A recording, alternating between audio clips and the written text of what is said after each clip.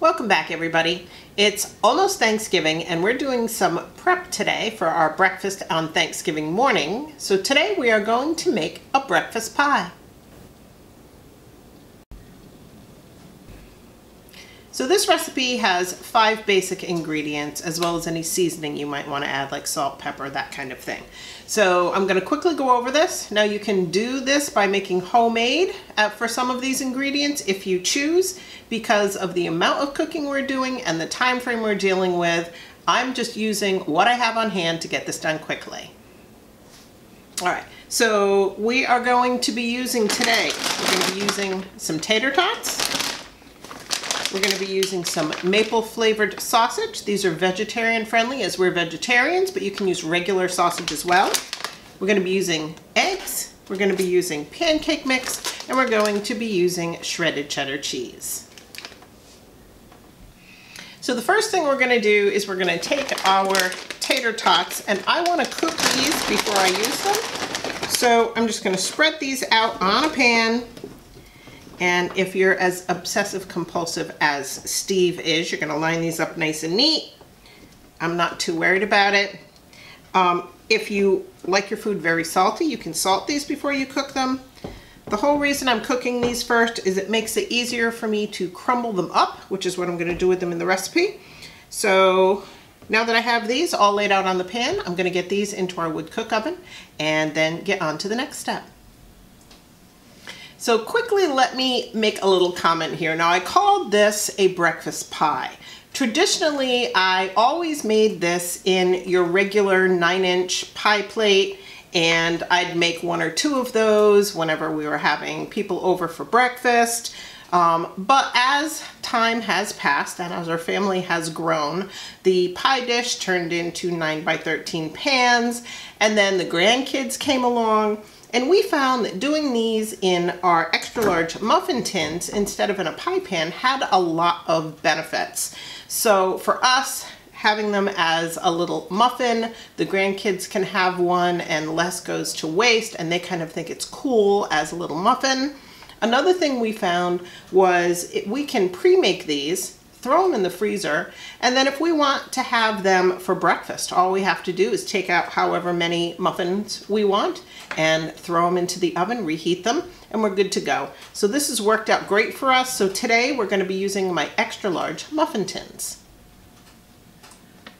So today what I'm using are Morningstar maple flavored sausage patties. Now I had mentioned that I'm making this as a vegetarian. We're lacto-ovo, which means we do milk, egg, cheese, that kind of thing. We're not vegans. Actually, we often make a turkey for the holidays for our kids or family members who are meat eaters. For us, this is more just a dietary choice. And Steve has been a vegetarian for over 35 years. So we're gonna start today with our maple sausage patties. Now, if you were using regular sausage, you can do the sausage patties. My suggestion is pre-cook them. You don't want to put them in raw because this isn't going to cook all that long. Or you can take a sausage patty, you can crumble it up or use loose sausage, pre-cook it as a crumble. I'm just going to take these sausage patties, put one in the bottom of each of these pans. They fill it perfectly. And let me get these in, and then we'll be back for the next step. So the next ingredient is going to be our eggs.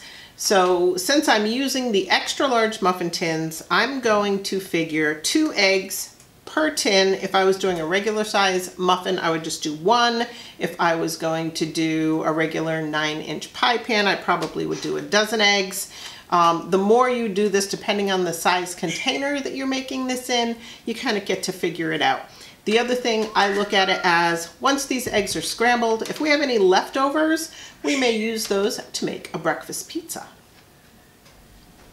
So now that I have the eggs all whipped up, we're going to get those on the stove. I just wanted to mention we don't throw our eggshells away, and these won't be going in the compost. We're going to wash, dry, and crush these up and use them as a calcium supplement for our chickens. I have my eggs all scrambled up, and I'm going to be putting them in on top of the sausage. Now, as I put these in, I'm not worried about everything being exactly the same for measurement. I'm just breaking it up, putting it in, and I'm putting it in loosely. I'm not packing it in because at the end we're going to be pouring something over the top that we are going to want to be able to kind of drizzle down in between the bits, pieces, and parts of ingredients we're putting in. So I'm just going to get these scooped in. I put in enough to cover the eggs just to make sure that we have a nice layering in there as our ingredients go in.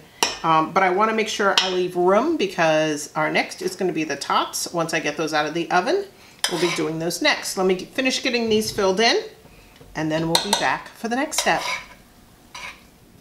I've filled my pans as much as I want with egg, and I did have some left over. I probably could have gotten away with about 1.5 dozen eggs, but that's okay. I'm gonna put this to the side and make this into a breakfast pizza. You may have noticed I didn't season my eggs. So at this point, if you want to add any type of seasoning, I would suggest doing it now, right on top of the eggs. I don't add any seasonings like salt, pepper, or even maybe some sriracha powder, but I have those on the table if anybody wants to add that when they eat them, so they can add it at their preference. Now, I did almost forget when I was talking about adding in the tots that first I want to put in some shredded cheddar cheese. So that is going to be our next step. So again, this isn't measured. I just sprinkle some cheddar cheese over the top of each one, just to add that nice cheesy flavor in the middle. So I'm going to get these all sprinkled with some cheddar cheese, and then I'll be right back. I just took the tots out of the oven. They're lightly browned. So now I'm just going to take these and I'm going to put these in a bowl where I can crush them up. Now, you could have used hash brown patties. You could have used homemade home fries or hash browns for this. I'm using the tater tots. It's a quick, easy process for me. So let me get these in the pan and then we'll get them crushed up to go into our muffin tins. All right, now that I have these crushed up, I'm just going to be putting these by a spoonful over the top. And again, I'm not going to press these down hard because I want the next level to be able to kind of go down in between all the nooks and crannies, because that's what's going to be holding these together. So let me get these all topped off, clean up the top of my pan here, and I'll be right back. So the last ingredient is going to be pancake mix, and that's what we're going to drizzle over the top of these. That is also why we didn't press these and pack these down, because we want this to be able to go down through all the different ingredients to hold everything together. Now I'm using just a simple out of my pantry Krusty's brand just add water pancake mix. I know that's going to freak a few people out. You can do pancake mix from scratch. You can use a Bisquick mix. You can use whatever your favorite brand is. The important thing is that when you make your pancake mix, you want it to be fairly thin. You don't want to let it sit and thicken. You may have to add a little more liquid to it at that point if that happens, because you want it to be able to pour in and just kind of go down through your other ingredients. So let me get this poured over the top and I'll show you what it looks like.